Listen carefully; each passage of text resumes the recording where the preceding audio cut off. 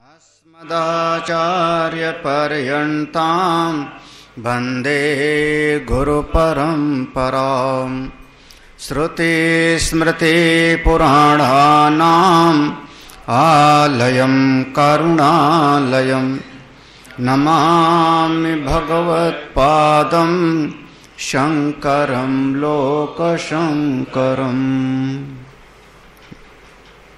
ब्रह्म विद्या के मार्ग में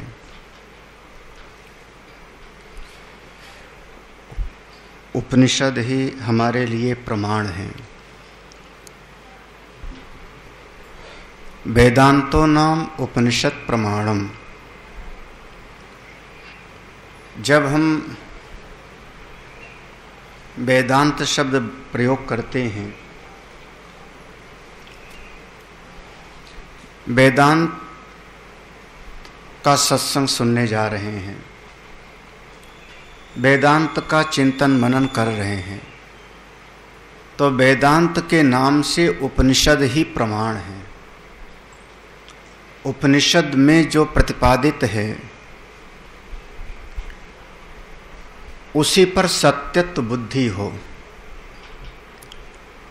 उपनिषद का एक एक शब्द परम सत्य है, जीव मात्र के परम हित के लिए है, हमारे परम कल्याण के लिए है। उपनिषदों के क्रम में हमारा पहला उपनिषद होता है जिसका नाम है ईशावास्य उपनिषद। 11 उपनिषद हमारे यहाँ प्रमुख रूप से हैं, जिसमें पहला उपनिषद हमारा ईशावास्य उपनिषद है, यजुर्वेद का।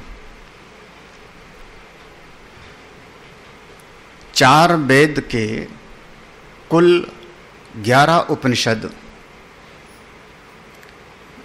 जिसमें यजुर्वेद के सबसे ज्यादा हैं। ऋग्वेद का एक उपनिषद है, नाम है उसका ऐतरेय उपनिषद। यजुर्वेद के 4 उपनिषद हैं, ईशावास्य उपनिषद, कठोपनिषद, तैत्तिरीय उपनिषद और बृहदारण्यक उपनिषद। एक 5वां भी श्वेताशतर को भी हम लोग अभी पढ़े थे काशी में, यजुर्वेद के हैं। सामवेद का 2 उपनिषद, मंत्र भाग का केन उपनिषद और ब्राह्मण भाग का छांदोग्य उपनिषद। अथर्ववेदी 3 उपनिषद प्रसिद्ध हैं। मंत्र भाग का मुंडक उपनिषद, प्रश्नोपनिषद और मांडुक्य उपनिषद। इस प्रकार से कुल 11 उपनिषदों का क्रम है। उपनिषद हमारे जीवन के समस्त समस्याओं के निराकरण का, समस्त समस्याओं से आपके चित्त को हटा लेने का अगर कोई उपाय बताता है तो केवल उपनिषद है। किसी भी समस्या का समाधान उपनिषद नहीं बताता। उपनिषद किसी भी समस्या का, किसी भी दुख का, किसी भी तकलीफ का समाधान नहीं बताता।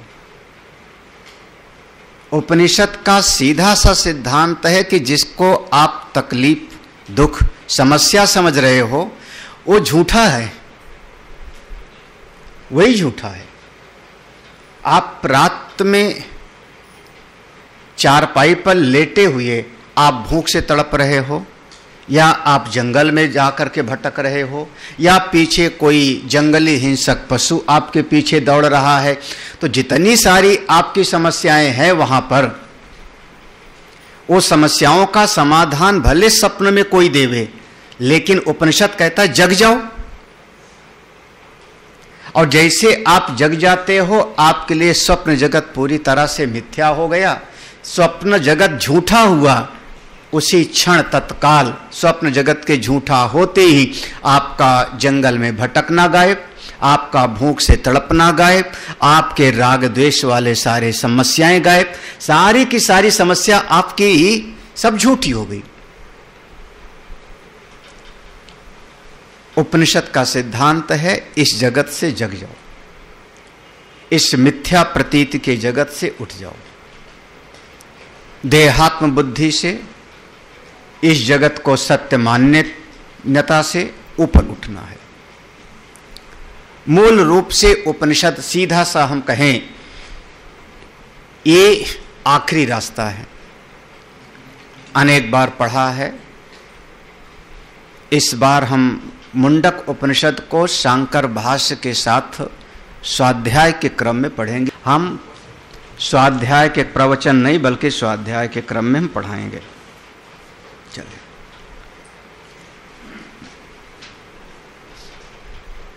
शांति मंत्र, जैसे कि प्रार्थना किया ऋषि ने, शांति मंत्र का अर्थ पहले देख लो। ओम परमात्मा का नाम है। कोई भी काम हम प्रारंभ करते हैं तो ओम पहले उच्चारण करते हैं। ओम का उच्चारण करते ही समझ लो समस्त मंगलाचरण हो जाता है। एक आप ओम का उच्चारण कर लो, पूरा मंगलाचरण हो गया। ओ देवाह, यहां देवाह शब्द है, ओ देवाह संबोधन है। ओ देवाह, हे इस प्रकृति के समस्त देवता गण, हे परमेश्वर, हे परमात्मन, इस सारे जगत के नियंता, हम अपने कानों से कर्णे भी भद्रम शृणुयाम, हम अपने इन कानों से वही शब्द सुने जो मेरे लिए कल्याणकारी हो। ऐसे शब्द हम न सुने जिससे हमारे चित्त में विक्षेप की उत्पत्ति हो, हमारे अंतःकरण में विचलन पैदा हो, हलचल पैदा हो। ऐसे शब्द हमको सुनने को ही न मिले, क्योंकि जगत अपने हिसाब से चल रहा है, सृष्टि अपने हिसाब से चल रही। चाहे आप प्रकृति का नियंता मान लो, चाहे नारायण सृष्टि को चलाने वाले हैं, तो सृष्टि अपने आप चल रही है। तो इस सृष्टि को चलाने वाला कोई और है, तो हम कौन होते हैं इस सृष्टि को ठीक करने वाले?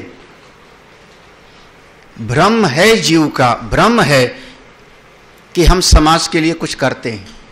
इससे बड़ा और कोई भ्रम नहीं है, इससे बड़ा और कोई भ्रम नहीं है। आप कुछ कर ही नहीं सकते हो। जब आप अपने लिए कुछ नहीं कर पाते हो, अपने शरीर के लिए नहीं कर पाते हो, तो समाज के लिए क्या करोगे?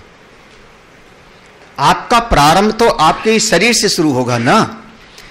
आप अपने मन के लिए करके दिखाओ जो आपका अपना है, अपनी देह के लिए करके दिखाओ, अपनी इंद्रियों पर नियंत्रण करके दिखाओ, अपने वाणी पर नियंत्रण करके दिखाओ। आप इसको पहले सुधार के दिखाओ। हम अपने बेटे को नहीं सुधार पाते, अपने बहू को नहीं सुधार पाते, अपनी बेटी को नहीं सुधार पाते, अपने नौकर को नहीं सुधार पाते। जब हम अपने इस देह और देह के चारों तरफ जो परिकर हैं उन पर हमारा नियंत्रण नहीं, उनको नहीं सुधार पाते, तो इस सारे समाज को मैं ठीक कर दूंगा। इससे बड़ा और कोई भ्रम है ही नहीं। ये बहुत बड़ा भ्रम है। तो इसलिए हे परमेश्वर, हे देवाह, हमको अपने कानों से वो वचन सुनने को मिले जो मेरे लिए हितकारी हों, कल्याणकारी हों। हम अपने आप को आगे बढ़ा सकें, हम अपनी साधना को आगे बढ़ा सकें। उपनिषद का साधक बहिर्मुखी नहीं होता, अंतर्मुखी होता है। उपनिषद का साधक हमेशा विचार करता है, हमेशा उसका चिंतन यही होता है, हम अपने अंतःकरण को ठीक कर लेंगे, सारी सृष्टि तो अपने आप ठीक हो जाएगी। हाँ, अगर किसी को पूरी सृष्टि को ठीक करने का विचार है तो उसका मार्ग अलग है। वेद में दो विभाग है ना, कर्म का और ज्ञान का। कर्म का और ज्ञान का, पूर्व मीमांसा और उत्तर मीमांसा। तो पूर्व मीमांसा उस बात को कहता है कि आप करिए, वो मना नहीं करता वेद भगवान हमको। वो कहते हैं यज्ञ करिए, कुआं बनवाइए, बावड़ी बनवाइए, तालाब बनवाइए, गौशाला खुलवाइए, पौशाला चलवाइए, अन्नदान करिए, जितना कुछ आपको करना है, अभी इस उपनिषद में आएगा आगे, जितना भी कुछ करना है आप करिए, लेकिन इन सब के करने से जब आपका अंतःकरण थोड़ा थक जावे आपका अंतःकरण, तब आप इस मार्ग पर आओ। प्लावा हेते अदृढ़ यज्ञ रूपा, इसी उपनिषद में आएगा। ये बाहर का जितना कुछ भी है बहुत कमजोर नौका है, ऐसी नौका है जिसमें अनेकानेक छिद्र हैं। अब आप इस उत्तर मीमांसा के अंदर प्रवेश करो, स्वयं का उद्धार करो। और यहां पर प्रारंभ कहां से करना है? बहुत ज्यादा संसार हमारे भीतर दो इंद्रियों से भीतर आता है, आंख और कान। ज्यादातर हमारे पास में जो दो इंद्रिय है, नेत्र और कान, इन्हीं से हम अपने जीवन में बहुत सारी चीजों को जानते हैं, समस्याओं को भी पैदा कर लेते हैं। आंख से देख करके और कान से सुन करके, ये दो। तीसरे नंबर पर आती है हमारी वाणी। वाणी इसलिए तीसरे नंबर पे है कि जब तक आप रस का ग्रहण करेंगे, स्वाद लेंगे, तब तक बोलेंगे नहीं। आंख आपकी निरंतर काम कर रही है, कान आपका निरंतर काम कर रहा है, जब से जगे और जब तक सोएंगे नहीं, निरंतर काम कर रहा है। लेकिन ये जो इंद्री है, इस इंद्री से आप कुछ समय तो विश्राम इसको दोगे। जितने समय तक आप मुंह में कौर रखोगे, चबाओगे, उतने समय तक तो आप वाणी का उच्चारण नहीं करोगे ना, इसलिए तीसरे नंबर पर है। मुख्य रूप से हमारे भीतर संसार इन्हीं दो से प्रवेश करता, आंख और कान, इन दोनों पर हमारा नियंत्रण हो। और मान लो नियंत्रण नहीं भी है तो हम परमपिता परमेश्वर से प्रार्थना करते हैं, हे परमेश्वर ऐसी कृपा करो कि हम अपने कानों से जो सुने भद्रम, कल्याण करने वाला सुने। भद्रम का अर्थ अच्छा लगने वाला नहीं है, रुचिकर नहीं है। ऐसा शब्द नहीं सुनना चाहता हूं जो हमारे अभिमान को बढ़ा देवे, जो हमारे अहंकार को बढ़ा देवे, वो नहीं। वो अच्छा लगता है। अच्छा लगने में और हित करने में दोनों में अंतर है। कड़वी दवाई हित करती है लेकिन अच्छा नहीं लगता।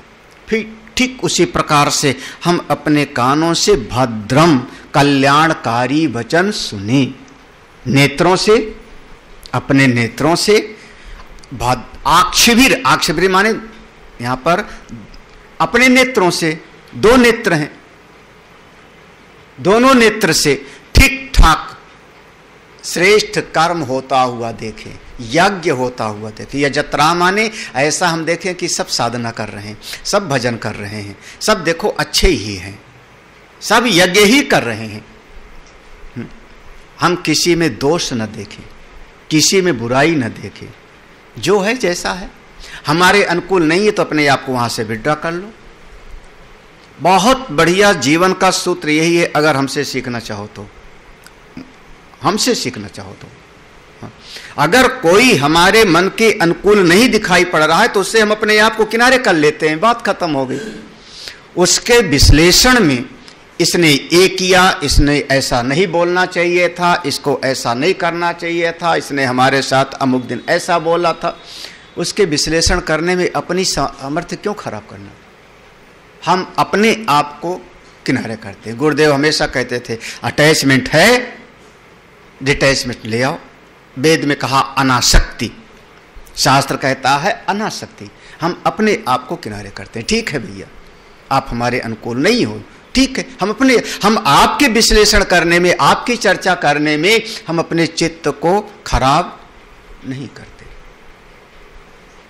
हम देखें तो श्रेष्ठ देखें, अच्छा देखें। भद्रम पश्येम, आक्षभिर, आंखों के द्वारा, यजत्रा, यज्ञ होता हुआ ही हम देखें, माने त्याग होता हुआ, अच्छे कर्म करते हुए वही देखें।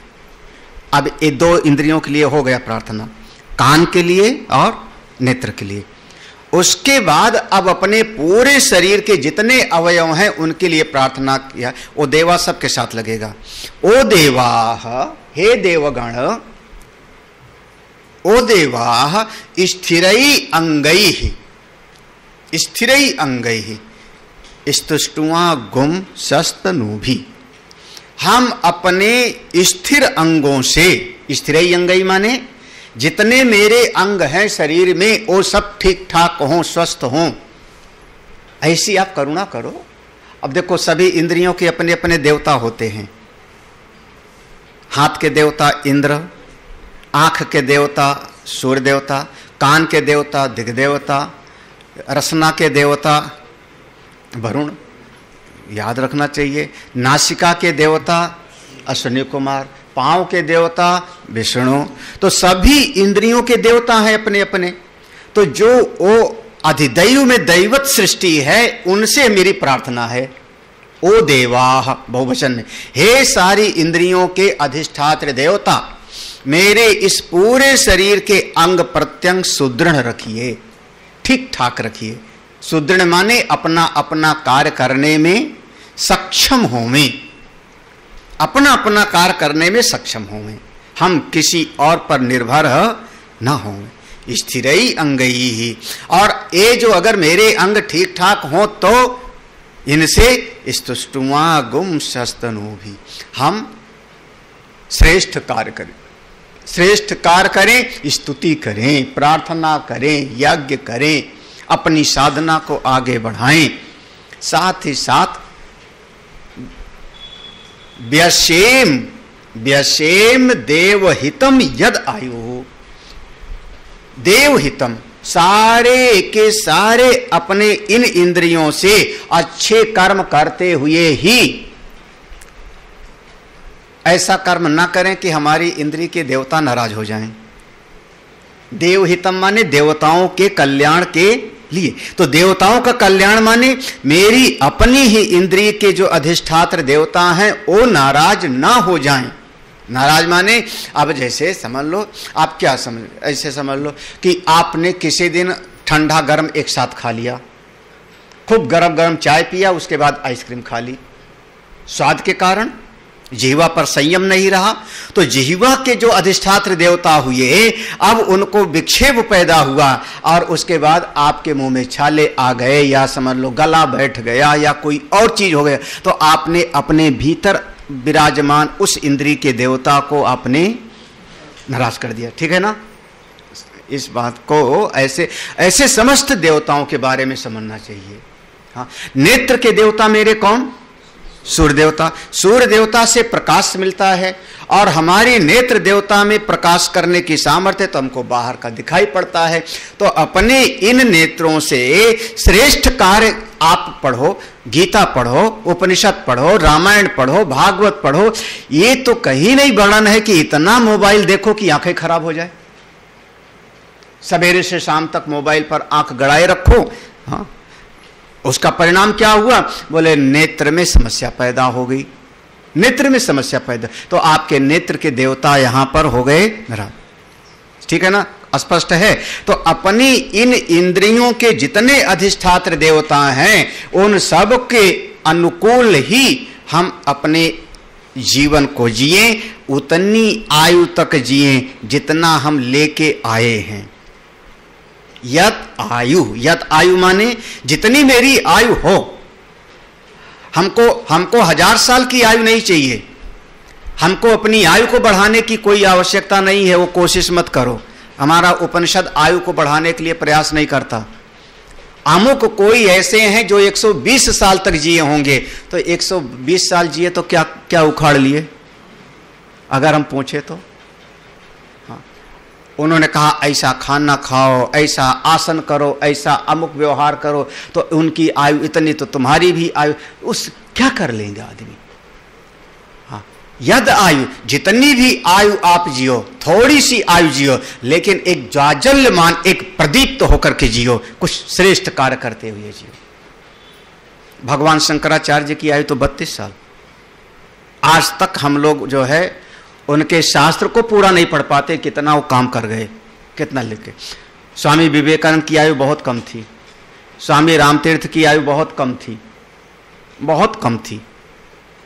तो ये सब महापुरुषों की आयु। हाँ, और कितने सारे लोग 100-100 साल अभी भी जी रहे हैं। हाँ, कई ऐसे हमको दिखाई पड़ते हैं, उन्होंने कहा 80 साल हो गया, 95 साल हो गया। हाँ, कोई नाम तक नहीं जानता। हम ऐसी आयु जिए जो हमारे लिए एक कुछ करके जाओ, ज्ञान प्राप्त करके जाओ, साधना करके जाओ, उपासना करके जाओ। तब तो कल हमने कहा था 75 साल की आयु में लिखना शुरू किया, संवत 1631 में शुरू किया था और 33 में उन्होंने जो है समाप्त हुआ था। संवत, ईस्वी नहीं। करीब 2.5 साल में रामायण की रचना हुई। तो कुछ करके व्यसेम देव हितम यत आयु। हाँ, एक एक शब्द का अर्थ स्पष्ट है। हाँ, आगे का अर्थ बहुत आसान है। स्वस्ति न इंद्रो वृद्ध श्रवाह, वृद्ध श्रवाह, स्वस्ति न। यहां पर जो न शब्द है हम दोनों के लिए, हम सबके लिए, हाँ, हम सबके लिए, हमारे लिए, हम आचार्य और शिष्य दोनों मिलकर प्रार्थना कर रहे हैं। आचार्य और शिष्य ये दोनों मिलकर के प्रार्थना कर रहे हैं। तो वहाँ शिष्य कई भी हो सकते हैं, शिष्य कई भी हो सकते हैं। तो यहाँ पर है स्वस्ति न इंद्रो वृद्धश्रवाः, स्वस्ति न पूषा विश्ववेद। न हमारे लिए, हमारे लिए इंद्र देवता। कौन है इंद्र देवता? उनका विशेषण है वृद्धश्रवाः। इंद्र देवता का विशेषण है वृद्धश्रवाः, जिनका यश बहुत व्यापक है। वृद्ध, वृद्ध का अर्थ माने व्यापक, बढ़ा हुआ। क्या? श्रवा माने यश। जिनका यश बहुत व्यापक है, बढ़ा हुआ है, समस्त देवताओं के सम्राट हैं, वो इंद्र मेरे लिए कल्याणकारी हों। एक इंद्र देवताओं का राजा, उसके लिए भी है। दूसरा इंद्र हमारे मन के लिए भी है। मन को भी हम इंद्र कहते हैं। जैसे अभी हमने कहा तमाम इंद्रियां हैं, उनके एक एक देवता हो गए। आंख के देवता अलग, कान के देवता अलग, हाथ के देवता अलग, इंद्रियों के अलग अलग देवता हो गए। तो इन सारी इंद्रियों को चलाने वाला संचालक कौन हुआ? हमारा मन। तो इंद्रियों का राजा, उसी का नाम हो गया मन। इंद्रियों का राजा मन। तो जैसे देवताओं का राजा इंद्र, तो यहां इंद्रियों के अधिष्ठात्र देवताओं का राजा कौन हो गया? मन। वही इंद्र है। ये मन रूपी इंद्र मेरे लिए कल्याणकारी हो, हमारा कल्याण करे। कभी कभी अपना मन है ना, इस मन को ही समझा लो, हे मन महाराज तुम मेरे लिए भला सोचो।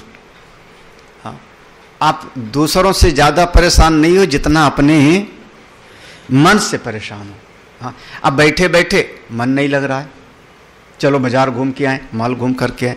बैठे बैठे मन विक्षिप्त हो गया, बैठे बैठे मन शोकाकुल हो गया, बैठे बैठे मन में आया कि चलो उसको 2 थप्पड़ मारी की आवें, हद हो गई। तो आपका अपना ही मन हमारे लिए कल्याणकारी नहीं हो रहा है, दूसरे की तो बात ही जाने दो। तो स्वस्ति ना इंद्रो वृद्ध। ये इंद्र, इंद्र माने कौन? समष्टि में देवताओं का राजा इंद्र, व्यष्टि में इंद्रियों का अधिष्ठात्र देवता मेरा मन। वो मन मेरे लिए कल्याणकारी हो। अरे मन के भीतर इच्छा हो मैं सत्संग सुनने जाऊंगा, मन के भीतर ये इच्छा होवे कि कल मैंने 2 माला जाप किया था, आज 5 माला जाप करूंगा, ऐसी इच्छा होवे। कल मैंने एक इतना साधना किया था, आज मैं इतनी साधना करूंगा, ऐसी मन में इच्छा होवे। ये आपके लिए मन कल्याणकारी हो जाएगा, मन कल्याणकारी हो जाएगा। हाँ। अगला शब्द है स्वस्ति नाह पूषा। एक पूषा देवता है। पूषा देवता का बहुत बार नाम आता है, पूषा देवता का शास्त्रों में। और वीरभद्र जब लड़ने गए थे तो दक्ष प्रजापति के यहाँ, तब भी इनका नाम आता है। पूषा देवता हैं ये। पूषा देवता मेरे लिए कल्याणकारी हों। पूषा देवता कौन हैं? उनका विशेषण क्या है? विश्ववेदा, सारे जगत को जानने वाले, सारे जगत का जिनको ज्ञान है वो पूषा देवता मेरे लिए कल्याणकारी हो। पूषा देवता जैसे समष्टि में पूषा देवता सारे जगत के कल्याण, उसका दूसरा भाव अपने व्यष्टि में ले आओ।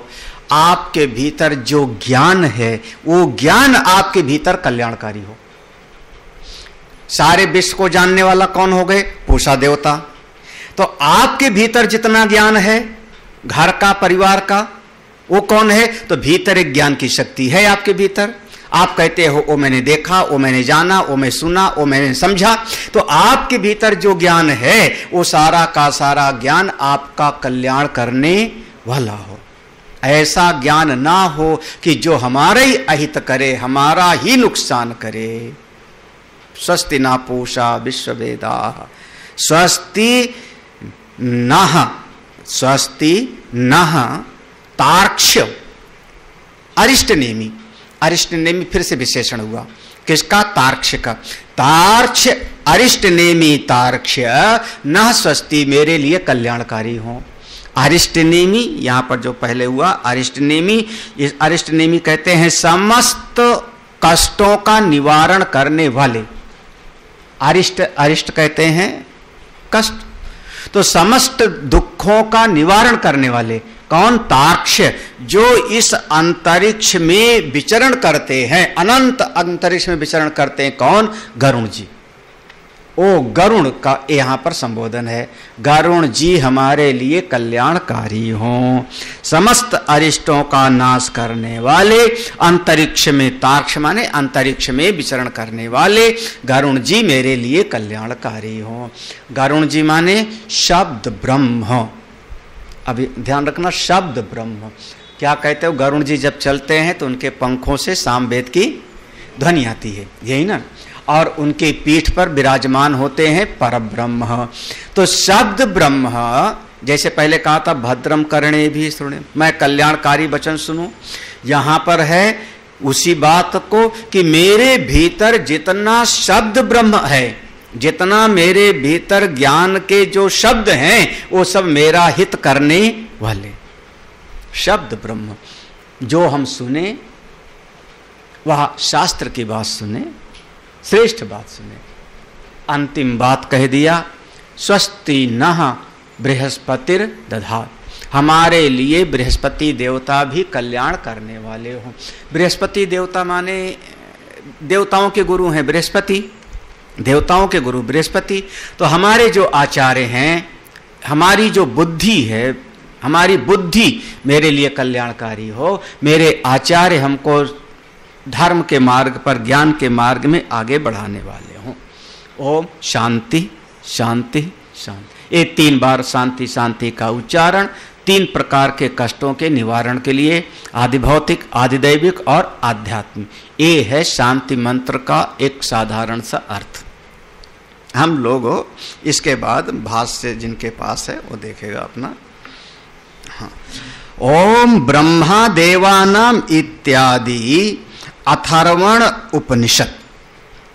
ओम ब्रह्मा देवानाम इत्यादि अथर्वण उपनिषद। यह जो उपनिषद है मुंडक उपनिषद, इसके शुरुआत में ये शब्द आएगा ओम ब्रह्मा देवानाम प्रथमम संबभूव। तो शुरुआत में ये शब्द आएगा। तो ये ब्रह्मा देवा नाम से शुरू होने वाला यह जो उपनिषद है ये अथर्ववेद के मंत्र भाग का उपनिषद है। अथर्ववेद के मंत्र भाग का उपनिषद है। मन में एक संशय पैदा हुआ कि अथर्ववेद में तो और भी सारे उपनिषद हैं। अथर्ववेद में एक उपनिषद है, नाम है ब्रह्म उपनिषद। अथर्ववेद में एक उपनिषद है, नाम है उसका गर्भ उपनिषद। अथर्ववेद में बहुत सारे उपनिषद हैं। तो उन उपनिषदों का, अनेकानेक उपनिषदों का इस शरीर के भीतर रहने वाला जो अपना आत्म तत्व है उसके शोधन में ज्यादा उसका उपयोग नहीं है। अपने स्वरूप के चिंतन के लिए इन उपनिषदों का ज्यादा चिंतन लाभ नहीं देता। अपने स्वरूप के चिंतन में तो केवल जो जो उपनिषद स्वरूप के चिंतन में लाभ देते हैं उन्हीं पर भगवान शंकराचार्य जी ने भाष्य किया। जो ब्रह्म तत्व का प्रतिपादन करते हैं, आत्म स्वरूप का ज्ञान देते हैं, उन्हीं उपनिषदों पर भाष्यकार ने अपनी लेखनी उठाई, भाष्य किया। उपनिषद बहुत सारे हैं, देखो यहीं पर वर्णन आ जाता है, क्योंकि उपनिषद तो 108 उपनिषद भी सुना होगा, 108 उपनिषद हैं, हाँ बहुत सारे उपनिषद हैं, लेकिन सब पर उन्होंने अपनी लेखनी नहीं उठाई। तो कुछ उपनिषदों पर क्यों जो जो मेरे आत्मशोधन में आवश्यक था, जो जो उपनिषद मेरे ब्रह्म विद्या के लिए सहायक थे, उन्हीं पर भगवान भास्कर ने अपना भाष्य किया। तो ये उपनिषद बहुत भगवान भाष्यकार को अच्छा लगा, ये हमारे आत्मचिंतन के लिए बहुत अच्छा है, इसलिए इस पर भगवान भाष्यकार ने इसकी व्याख्या किया। किस उपनिषद की? अथर्ववेद के मंत्र भाग में जो उपनिषद आया उसका नाम पड़ा मुंडक। हाँ, मुंडक का दो अर्थ होता है, दो अर्थ है। एक तो यही कहते हैं मुंडक माने सर मुड़ा के बैठे, मुंडी, हाँ हाँ मुंडी माने सन्यास लेके बैठे, हाँ सन्यास लेते हैं तो सर घुड़ाते हैं ना, तो ये सन्यासियों की विद्या है। सन्यास्त होने के बाद फिर अब उसको बाह्य जगत के देखो शास्त्र ने हमको विधि पकड़ाई, कोई भी चीज शास्त्र पकड़ाता है। एक हमारे पास में एक पति पत्नी आए, दोनों नई उम्र के, दोनों में लड़ाई हो गई होगी, लड़ाई हो गई होगी तो समझौता के लिए हमारे पास आए। तो उसने कहा स्वामी जी हम इनके साथ नहीं रह सकते, लड़के ने कहा इसके साथ नहीं रह सकते, चाहे जो है इनको कुछ भी हो, तलाक का मुकदमा करने जा रहे हैं। तो लड़की कहती है तलाक उलाक हम नहीं समझते, पढ़ी लिखी लड़की, हाँ तलाक उलाक नहीं समझते, जितने लोगों के सामने तुमने फेरे लिया था उन सबको इकट्ठा करो, हाँ और जैसे पंडित जी आए थे 7 फेरे लगवाए थे तो उल्टे फेरे फिरवाओ, सबको इकट्ठा करो और सबके सामने जैसे आपने हमको जो है विवाह किया था वैसे उल्टा करो। हाँ अब उसका तर्क ऐसा था कि हम ही निरुत्तर हो गए। अब जितने बारात में आए थे फोटो देखो, सबको न्योता दो तो सबको खिलाना भी पड़ेगा, फिर वो कहेगी वैसे बैंड लाओ, फिर वो कहेगी वैसे पंडाल बनाओ, यही तो ना, मतलब वो छोड़ना नहीं चाह रही है। तो जिस विधि से आप किसी चीज को ग्रहण करते हो उसी विधि से उसका त्याग भी होता है। अगर कोर्ट मैरिज किए हो तो फिर तलाक आपका कोर्ट से होगा, क्या हुआ है कि नहीं राम सेवक जी, उसके लॉजिक में दम है ना। तो जिस विधि से, तो हमारे अपने ऊपर इस शरीर पर शास्त्र ने हमको बहुत सारे कर्तव्यों का निर्णय किया है कि आपको ऐसा करना चाहिए। मातृदेवो भव, पितृदेवो भव, आचार्य देवो भव, अतिथि देवो भव, शास्त्र ने बताया। शास्त्र ने हमको यज्ञोपवीत पहना दिया, यज्ञोपवीत संस्कार कराया आपका विवाह के समय, शास्त्र ने, शास्त्र की विधि से पंडित जी ने आए पढ़।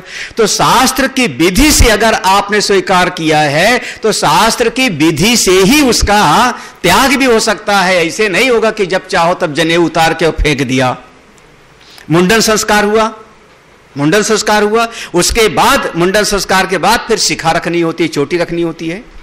तो मुंडन संस्कार हो गया तो इसका मतलब अब उस संस्कार के बाद में आपने चोटी रखी है तो अब उसको जब मर्जी आवे तब चोटी काटने का हक आपको हो नहीं है। शास्त्र विधि से। तो इसको नाम है सन्यास, माने शास्त्र विधि से जगत का कर्तव्य हमने ग्रहण किया है, तो शास्त्र की विधि से संसार के कर्तव्य को हम छोड़ें और उसके बाद सन्यास लेकर के तब उपनिषद का श्रवण करें। अब ऐसे लोगों के लिए उपनिषद की ब्रह्म विद्या है। संसार से संन्यस्त होकर के इसका श्रवण करना चाहिए। यही तो मुश्किल है घर में रहते हुए, पर अब क्या करें। अभी तो हम यहाँ आ गए, घर पे दूध वाला आया होगा, अखबार डाल गया होगा, है ना, अमुक चीज होगा, कोई मिलने 2 घंटे के लिए टेम्परेरी, तो उतना टेम्परेरी ज्ञान भी आता है भाई, उसी विधि उतना ही ना, जितना टेम्परेरी छोड़ा है उतना टेम्परेरी ज्ञान आता है, टिकता है 2 घंटे, उसके बाद फिर वो चला हो जाता है। इतने तो है, उसी हिसाब से वो भी होता है। तो इसीलिए मुंडक माने संन्यस्त होकर के इसका श्रवण करना चाहिए। एक अर्थ दूसरा किया, मुंडक का पहला अर्थ सर मुड़ा करके, माने संन्यस्त होकर के, तब ये विद्या। अब अच्छा सन्यासी है, उसको कोई काम ही नहीं है, संन्यस्त हो गया, अब उसको खेती नहीं देखना है, नौकरी पर नहीं जाना है, घर परिवार की जिम्मेदारी से छोड़ गया, तब करेगा क्या दिन भर, इसी चिंतन में रहेगा। तब यह ज्ञान भीतर टिक जाता है, टिकाऊ होता है। दूसरी बात कहा संन्यस्त का, मुंडी का, मुंडक का, कि जैसे कोई आदमी व्यवहार में कहता है कि हम अपना सिर हथेली पे लिए घूम रहे हैं, ऐसा कहता ना, अपना सिर हथेली पे लेके घूम रहे, मतलब क्या हुआ इसका? अरे सिर हथेली पे लेके घूम रहे यानी मारने के लिए हम तैयार, या तो मार डालेंगे या तो हम, यही ना, सिर हथेली पे लेके घूम रहे हैं, या तो उसको मार डालेंगे शत्रु को, या तो खुद हम मर जाएंगे। इतनी तत्परता अगर हो सिर हथेली पे रखने की, जैसे या तो मैं इस ब्रह्म विद्या को प्राप्त करूंगा और या शरीर छूट जाए, परवाह नहीं। ये जीवन मरण का अगर सवाल बन जाता है, तब ये विद्या टिकती है, तब ये ब्रह्म विद्या भीतर आके विराजमान होती है, ना अन्यथा। इसलिए इसका नाम रखा मुंडक उपनिषद। बहुत हल्के मन से ये ग्रहण नहीं होता। हल्के मन से तो फिर हम भागवत सुन लेते हैं, हल्के मन से रामायण पढ़ लो, पुराण पढ़ लो, देवी भागवत शिव पुराण सुन लो, ये तो पूरी इसमें तत्परता चाहिए। सिर हथेली की बात है, पूरा का पूरा जीवन इसके लिए अर्पित हो। हाँ, अगली पंक्ति है, अस्याश्च, जिनके पास है, अस्याश्च विद्या संप्रदाय कर्ति पारंपर्य लक्षण संबंधम आदौ एव आह स्वयमेव स्तुत्यर्थम। एक पंक्ति है, इसको हम कहते हैं पद पदार्थ। स्वाध्याय में पद पदार्थ, एक पद है, क्या है? अस्याश्च विद्या संप्रदाय कर्ति पारंपर्य लक्षण संबंधम आदौ एव आह स्वयमेव स्तुत्यर्थम। आदौ शुरुआत में ही, आदौ को पहले ले आओ, आदौ माने प्रारंभ में ही, प्रारंभ में ही। अस्याश्च इस उपनिषद के प्रारंभ में ही, अस्याश्च आदौ इस उपनिषद के प्रारंभ में ही विद्या संप्रदाय कर्त्री, ये ब्रह्म विद्या गुरु परंपरा से ही प्राप्त होती है, अपनी मर्जी से ब्रह्म ज्ञान नहीं प्राप्त होता। इस संप्रदाय की ब्रह्म विद्या की जो परंपरा है, एक आचार्य ने शिष्य को दिया, बाद में उस शिष्य ने दूसरे शिष्य को दिया, तो ये जो गुरु की परंपरा है, इस परंपरा का वर्णन इस उपनिषद के प्रारंभ में ही कर दिया गया है। किसने किया है? स्वयं, श्रुति भगवती ने स्वयं इसको किया है। क्या, किस लिए किया है? स्तुत्यर्थम, इस गुरु परंपरा की स्तुति है, आचार्य परंपरा की स्तुति है। स्तुत्यर्थम गुरु परंपरा की स्तुति है। ब्रह्म विद्या की प्राप्ति बिना गुरु परंपरा के, आचार्य परंपरा के हमको प्राप्त नहीं होती। मन मर्जी अपने आप पढ़ने से ज्ञान नहीं होता, स्वयं के पढ़ने से उपनिषद का ज्ञान नहीं होता। अपने आप उपनिषद पढ़ लेंगे तो उस पंक्ति का अर्थ ही नहीं खुलेगा, उस पंक्ति का भाव ही नहीं प्रकट होगा। हो। न जाने कितनी बार गीता के बहुत सारे श्लोक स्कूल में पढ़ाए गए थे। त्वमादि देवा पुरुषा पुराण त्वमस्य विश्वस्य धन, ये स्कूल में रटाया गया था। त्वम आदि देव, हे प्रभु आप आदि देव हो। आदि का अर्थ अब कितनी बार बचपन से पढ़ा हुआ था, कौन ना वहां के अध्यापक बता पाए ना वो। आदि माने आदि देवा माने जिसका कोई जन्म ना हो, जो जन्म रहित उसका अर्थ होता है जन्म रहित। हाँ, क्योंकि जिसका जन्म होगा वो प्रारंभ वाला हो जाएगा। हाँ उसके पहले फिर कोई और था। जिसका जन्म होगा, अगर अंकुर का जन्म हुआ तो उसके पहले बीज रहा होगा, यही ना। हाँ, आदि देवा माने पहले, इसके जन्म के पहले, इसके जन्म के पहले, इसके जन्म के पहले, इसके जन्म के पहले। तो सबसे पहले कौन? बोले जिसका कोई जन्म नहीं होगा वही हो। अब वहां तक नहीं समझ में आता तो उपनिषद की ब्रह्म विद्या अपने आप नहीं समझ में आती। तो आदौ अस्याश्च, प्रारंभ में ही इस उपनिषद के, अस्यास माने इस उपनिषद के प्रारंभ में ही विद्या संप्रदाय, ब्रह्म विद्या की गुरु परंपरा, संप्रदाय माने अच्छी प्रकार, संप्रदाय यहां उपसर्ग है, सम उपसर्ग है। अच्छी प्रकार से जब कोई आचार्य अपने शिष्य को ज्ञान का उपदेश करते हैं तो इसका नाम होता है संप्रदाय। अच्छी प्रकार से, विधिवत। हाँ, अब सही कहूं तो यहां जो बैठ के पढ़ रहे हो ये संप्रदाय में आ जाएगा, सवेरे वाला संप्रदाय में आ जाएगा, एक गुरु शिष्य परंपरा में हो गया। और शाम वाला जो आएगा, शाम वाला फिर प्रवचन है, सत्संग है। वहां पर हमको श्रोताओं को देख करके जो है थोड़ा को सुनाना पड़ता है। वहां ध्यान में श्रोता होते हैं, यहां ध्यान में शास्त्र रहेगा। यहां ध्यान में आप नहीं रहोगे। यहां क्या पढ़ाने बैठे हैं? शास्त्र पढ़ाने बैठे हैं, तो हम शास्त्र के शब्द पर मेरा ध्यान रहेगा। इस शब्द का ये अर्थ होता है, कोई समझे तो ठीक और नहीं समझे तो फिर से प्रयास करो। लेकिन वहां पर होगा तो भाई थोड़ा समझाना है, सबकी समझ में कुछ ना कुछ आना चाहिए, दृष्टि बदल जाती है। तो इसीलिए कहा जाता है प्रवचन है और ये स्वाध्याय हो गया। तो ये गुरु परंपरा से ही ये ब्रह्म विद्या की प्राप्ति, पारंपर्य लक्षण, ये गुरु परंपरा से ही इसकी प्राप्ति हो सकती है। एक मन के भीतर इसमें बात आ जाएगी, उसमें थोड़ा बहुत कुछ टीकाओं में है। यहां पर प्रश्न ये पैदा हो जाएगा, ये प्रश्न पैदा हो जाएगा कि अगर ये उपनिषद के जो मंत्र हैं इनका आप व्याख्यान करने चाह रहे हो और इस व्याख्यान के द्वारा या इस टीका के द्वारा संप्रदाय के द्वारा प्राप्त हुआ, संप्रदाय के द्वारा प्राप्त हुआ, तो कहेंगे एक बात तो होगा कि इसमें फिर पुरुष तंत्र के आने की संभावना हो जाएगी। पुरुष तंत्र यानी व्यक्ति के हाथ में हो जाएगा। पुरुष तंत्र हम इसको ऐसा कहते हैं, दो विभाग है, वस्तु तंत्र और पुरुष तंत्र। याद है ना? वस्तु तंत्र कहते हैं कि अब यहां पर ये जो लिखा हुआ है इस पंक्ति को ऐसे ही आप पढ़ोगे, जैसा लिखा हुआ है उसको वैसे पढ़ोगे, ये वस्तु तंत्र है। यहां पर प्रकाश है, ये आपके हाथ में नहीं है। प्रकाश है तो जो लाल कपड़ा पहन के बैठा है आपको लाल दिखेगा, जो नीला कपड़ा पहन के बैठा है वो नीला दिखेगा। ये क्या हुआ? वस्तु तंत्र हुआ।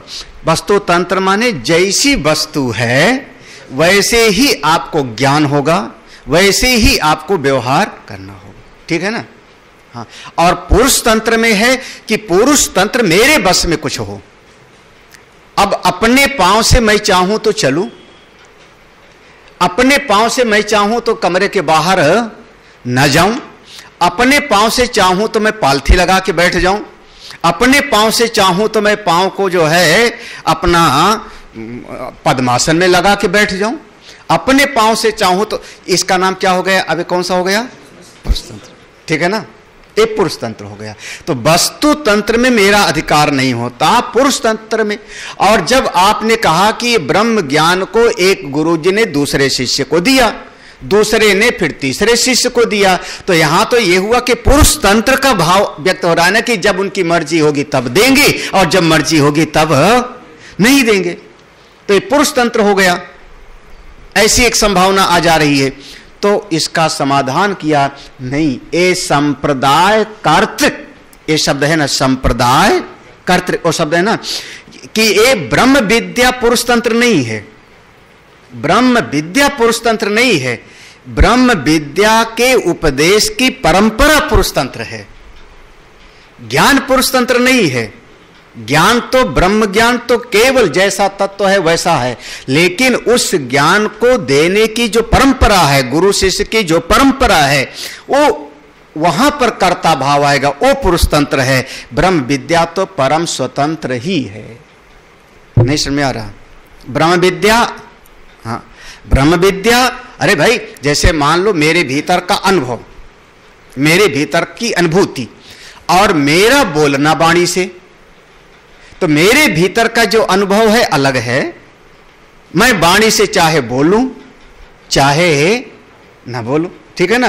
तो अगर मैं बोलता हूं, मैं बताता हूं, तो हमारे अधिकार में है। मैं क्या बोलता हूं ये मेरे अधिकार में है, लेकिन जो मेरी अनुभूति है वो बिल्कुल अलग है। तो ऐसे ही जो आचार्य लोग थे, उन आचार्य को जो ब्रह्म ज्ञान की प्राप्ति हुई वह पुरुष तंत्र नहीं है, लेकिन जो उन्होंने तत्व ज्ञान का उपदेश किया वो कैसा है? पुरुष तंत्र। इसको कहा संप्रदाय कर्तृक। जैसे एक वर्णन आया ना, एक गुरु जी के पास गए तो उन्होंने कहा कि गुरुदेव आप हमको ज्ञान दीजिए। तो उन्होंने कहा चिरम बस, चिरम बस, बहुत दिन तक फिर रहो फिर सुनाऊंगा। एक जगह पर कहा संवत्सर, 1 साल तक रहो सेवा करो फिर बताऊंगा। एक जगह पर कहा 32 साल रहो, उसके बाद पूछना फिर मैं बताऊंगा। तो देखो अब क्या हुआ, ये उनका अनुभव बिल्कुल अपना पृथक है, लेकिन उस ज्ञान को मैं बताऊंगा कब? जब मेरी मर्जी हो। तो संप्रदाय माने वो ज्ञान की परंपरा में पुरुष तंत्र है, लेकिन वह तत्व ज्ञान जो ब्रह्म विद्या है वह पुरुष तंत्र नहीं, ठीक है ना। हाँ, ये शब्द है संप्रदाय कर्तृक, हाँ, संबंधम लक्षण, संप्रदाय कर्तृक पारंपर्य लक्षणम संबंधम आदौ ये आह स्वयमेव स्तुत्यर्थम। स्वयं वेद भगवान में इस उपनिषद के पहले मंत्र में इस परंपरा का निर्वाह किया। अगली पंक्ति पे जा रहे हैं। अब फिलहाल स्वाध्याय हम लोगों का ऐसे ही होता है। हाँ, कठोपनिषद पढ़ाया था तो हम इतना विस्तार में शायद नहीं गए थे, ध्यान नहीं है। एवं ही महद्भी, अगली पंक्ति है, एवं ही महद्भी परम पुरुषार्थ साधनत्वेन गुरुणा आयासेन लब्धा विद्या इति श्रोत्री बुद्धि प्ररोचनाय विद्याम मही करोति। एवं ही, इस प्रकार से, इस प्रकार से उपनिषद के, एवं माने इस प्रकार से, इस प्रकार से उपनिषद में जो यह प्रसंग आया है, हाँ, आगे ब्रह्म ज्ञान का जो प्रसंग आगे आएगा, तो ये ब्रह्म ज्ञान के महद्भी, महद्भी माने बड़े बड़े महापुरुषों के द्वारा यह तत्व ज्ञान का उपदेश दिया गया। ये बड़े बड़े महापुरुषों के द्वारा तत्व ज्ञान की ब्रह्म विद्या की परंपरा का निर्वाह किया गया। तो जब बड़े बड़े महापुरुषों ने इसका ज्ञान प्रदान किया तो जो ग्रहण करने वाले थे वो कैसे? तो कहा है क्या इसमें? परम पुरुषार्थ साधनत्वेन, यही ब्रह्म विद्या आपके जीवन का परम पुरुषार्थ को सिद्ध करने वाली है। ब्रह्म विद्या कौन है? साधन, साधनत्वेन। ब्रह्म विद्या साधनत्वेन, ये ब्रह्म विद्या साधन हो गई। जो आचार्य ने दिया वो ब्रह्म विद्या साधन है। ये साधन ले कहां जाएगा? साध्य क्या है? परम पुरुषार्थ, उस ब्रह्म तत्व की अनुभूति करावेगा।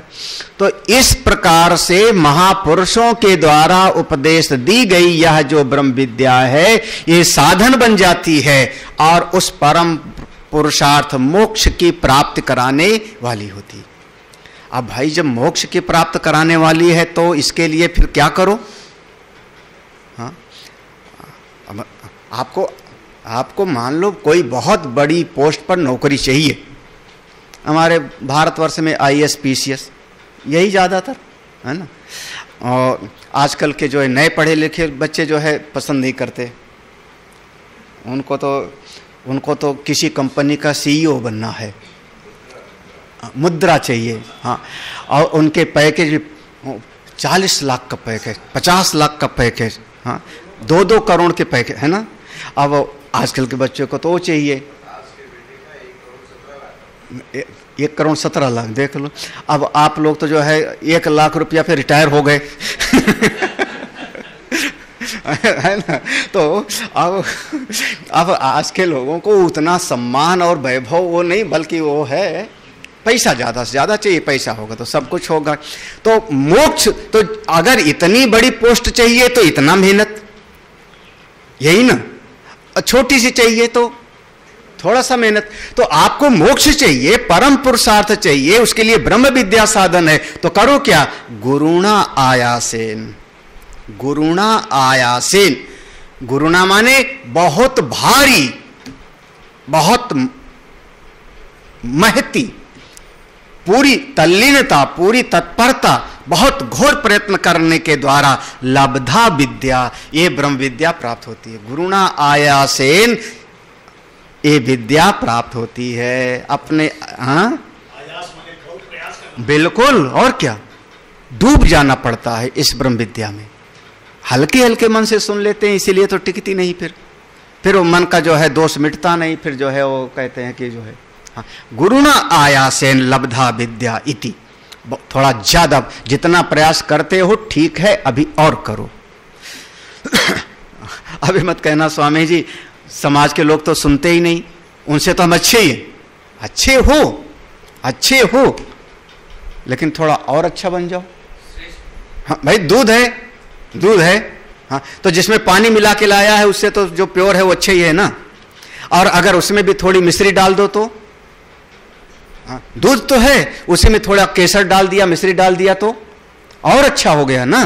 तो ऐसे ही आप प्रयास करते हो, थोड़ा और प्रयास करो। लब्धा विद्या इति श्रोत्री बुद्धि प्ररोचनाय विद्याम मही करोति। श्रोत्री माने श्रोता, श्रोत्र माने सुनने वाला, उसकी बुद्धि में, प्ररोचनाय माने उसकी बुद्धि में इस ज्ञान के प्रति लगन, इस ज्ञान के प्रति उसकी महिमा का बखान करके तो इस ब्रह्म विद्या का प्रारंभ करने जा रहे हैं।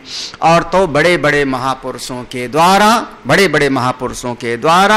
ये परम पुरुषार्थ की प्राप्ति ब्रह्म विद्या के द्वारा घोर प्रयत्न के द्वारा की गई है। इसलिए हम लोगों को भी इतना प्रयत्न करना चाहिए। ये हमारी बुद्धि के लिए ऐसा एक प्ररोचन कहते हैं, मानो एक क्या कहते हैं, उत्साह, किसी को जो है शाबाशी देना, बढ़ चलो आगे बढ़ चलो। हाँ, और बहुत बढ़िया मजा आता है पहाड़ में बच्चा थक गया, पांव दर्द, कितनी दूर है मम्मी? बोले वो गांव दिख रहा है, ये गांव दिख रहा है, वो हाँ एक लदरा, अरे वो देख जो है जरा सा, वो सामने ही तो है। और चलते चलते 3 घंटा हो गया और सामने आता ही नहीं तो घबराना मत, ऐसा ही है। तो शाबाश बच्चे, पहुंच चलोगे, लगे रहो। हाँ, अगले स्तुत्या प्ररोचितायाम ही विद्यायाम सादरा प्रवर्तेरन इति, ऐसा है। स्तुत्या, जब हम किसी की स्तुति करते हैं, किसी की महिमा का बखान करते हैं तब, और उस स्तुति की महिमा का बखान करने से किसी की बुद्धि में जिज्ञासा जग जाती है, उसकी बुद्धि को अच्छा लगने लगता है, तब वो इस विद्यायाम सादरा, इस ब्रह्म विद्या के प्रति आदर बुद्धि हो जाती है उसके भीतर। नहीं, ये तो बहुत बड़ी बात है। अब अभी भी समाज में हम कह सकते हैं उपनिषद का नाम ही सब नहीं जानते हैं, उपनिषद का नाम ही सबको नहीं पता है। और तो बात जाने दो, ग्रंथ होना तो एक बड़ी बात है, उपनिषद का नाम, उपनिषद क्या है? वहां कथा हो रही, सत्संग हो रहा है, माने क्या? या तो भागवत या रामायण, बिरला कहीं पर गीता। तो अब आप लोगों के घर में उपनिषद है, उपनिषद पढ़ने के लिए आ गए हो, ये क्या हुआ? ये हमारी इस ब्रह्म विद्या की परंपरा की महिमा है। और फिर थोड़ा सा आदर बुद्धि होती है। ये ब्रह्म विद्या है, उपनिषद है। हाँ, प्रवर्तेरन माने इसी प्रकार से फिर आगे बढ़ता है। जो यहाँ पर एक शब्द और जोड़ लेना चाहिए, प्रवर्तेरन मुमुक्षुवः इति लिखना नहीं है, समझने अर्थ हो। मुमुक्षु इसी प्रकार से अपने मार्ग में चलता है, अपने मार्ग में इसी मुमुक्षु इसी तरीके से जब उसकी बुद्धि में ललक जग जाती है, चाह जग जाती है, तब आगे बढ़ता है। नहीं, ये ज्ञान हमको प्राप्त ही करना है। अब आगे इस उपनिषद का प्रयोजन क्या है वो शुरू करते हैं। देखो, हम सोच रहे हैं इस समय यहीं विश्राम देते हैं। उपनिषद, हाँ, ये पूरा भाष्य अगर समझ में आ जावे जहाँ तब तो कहने क्या है। ओम पूर्णमदः पूर्णमिदं पूर्णात् पूर्णमुदच्यते पूर्णस्य पूर्णमादाय पूर्णमेवावशिष्यते। ओम शांति शांति शांति। हरि ओम। श्री गुरुभ्यो नमः। हरि ओम।